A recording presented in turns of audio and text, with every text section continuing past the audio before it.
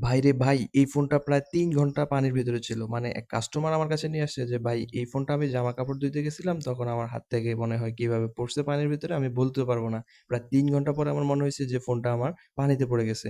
তখন আর কাস্টমারও দেরি না করে আমাদের কাছেই চলে আসছে যে, "ভাই এই ফোনটা দেখেন কি হইছে?" তো আমি সেটটা ভালোভাবে খুললাম এবং দেখলাম যে সেটটার পুরো মাদারবোর্ডেই পানি ঢুকে গেছে।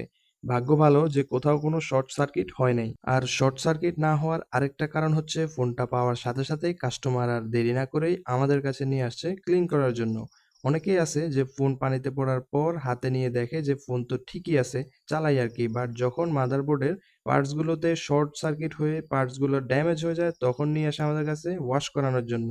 বাট তখন কিছুই করার থাকে না। বেশিরভাগ সময়ে সেটগুলো নষ্ট হয়ে যায়। তো আপনারা দেখতেই পাচ্ছেন আমি খুব সুন্দরভাবে এই সেটটা ওয়াশ করেছি। ওয়াশ করার পরে সেটটা চালু দিব যে সেটটার কন্ডিশন কি। অ্যান্ড আপনারা দেখতেই পাচ্ছেন সেটটা পুরোপুরি ওয়াশ করার পরেও সবকিছুই ঠিকঠাক ছিল। কিন্তু ডিসপ্লেটা বেশিক্ষণ পানিতে থাকার কারণেই চলে গিয়েছে।